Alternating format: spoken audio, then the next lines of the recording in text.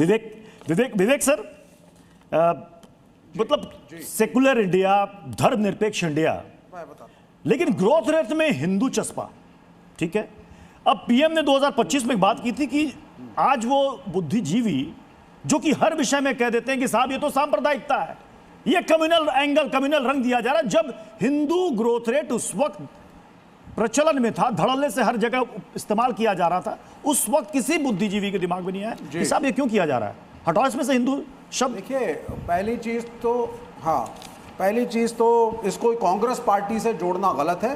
राजकृष्णा एक anti Nehru, anti socialist thinker थे और उन्होंने इकोनॉमिस्ट थे, और उन्होंने जो हिंदू रेट ऑफ ग्रोथ दिया था, that was a satire on Nehru's India and Nehru's economic policy.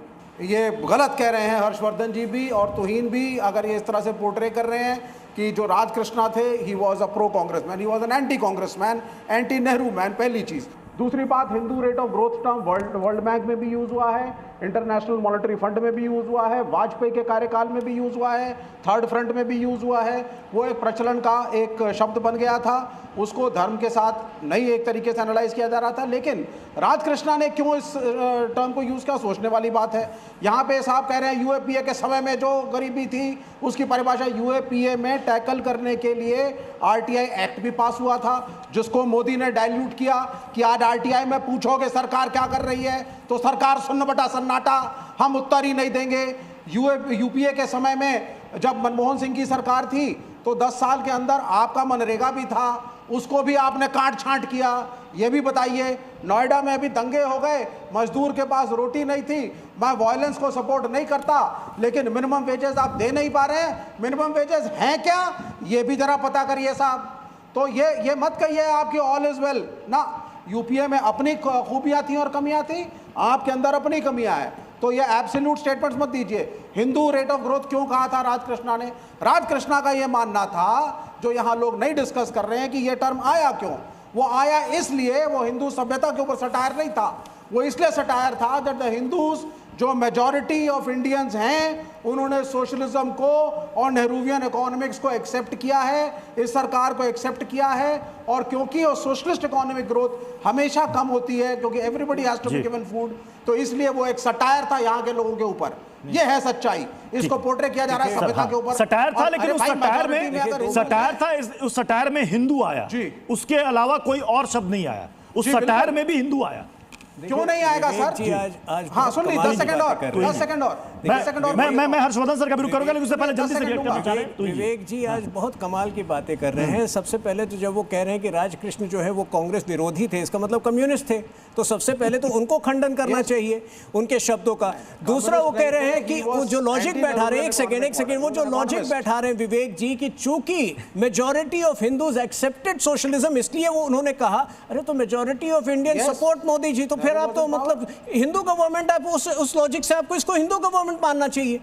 देखिए ये लॉजिक गलत है, और विवेक जी जो है आज विवेक का इस्तेमाल नहीं कर रहे हैं। इस शब्द का खंडन करिए। का बैकग्राउंड पढ़ के आइए, आप पढ़ के नहीं आए। आप इस शब्द वो जो आप लॉजिक बता रहे हैं विवेक जी, वो लॉजिक गलत है, जबरदस्ती जो है आप लॉजिक मत बैठाइए।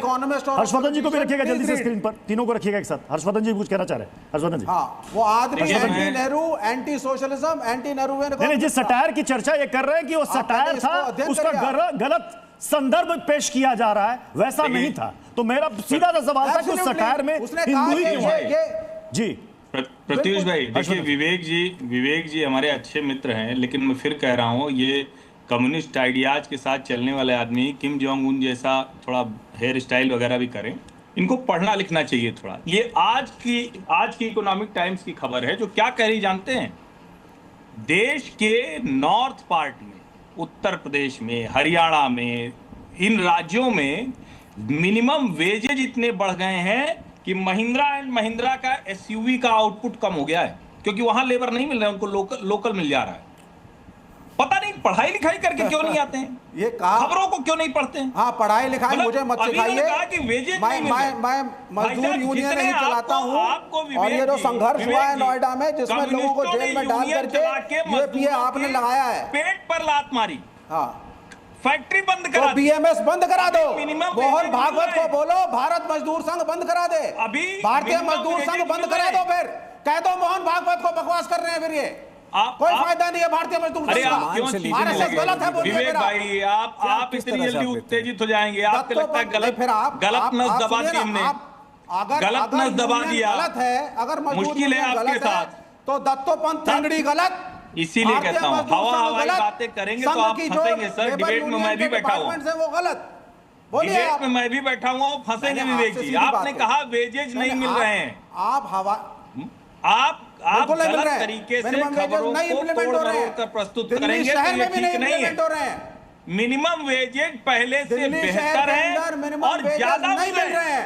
अभी कॉम्पिटिटिव वेजेज हैं क्योंकि आपके गलत कह रहे बगल हैं में आप। ज्यादा वेज मिल रहा है तो कह रहा बिल्कुल है गलत हमको कर भी रहे हैं, ज्यादा कह रहे हैं चाहिए। आप। मजदूर को उसकी मजदूरी नहीं मिल रही, न्यूनतम सर, आप वेतन कमाल कम है, आप तय किया पता नहीं गया कहाँ है, हैं। जो तय किया गया है वो भी नहीं मिलता। आपका मजदूरों से ये दूर दूर तक सच्चाई। लेना देना नहीं। विवेक श्रीवास्तव जी, आप एसी में बैठ के मजदूरों की चिंता अब ये करने नहीं, वाले जरा आप BMS निकलिए। के लोगों को बुलाइए हर और मजदूर BMS को- के लोगों से बुलवाइए पहले आप। अरे तो बीएमएस के लोग मजदूरों की चिंता करेंगे, फैक्ट्री आपकी तरह नहीं बंद कराएंगे, दोनों को फर्क है ना। भागवत जी को इसीलिए बीएमएस चलाना पड़ा। हाँ। अगर आप ये जब कह रहे हैं BMS कि भागवत वाले जी बंद मिलकर कर के दें, कांग्रेस के खिलाफ कम्युनिस्टों के झंडा के चक्कर खिलाफ नहीं, बोलते थे। कम्युनिस्टों ने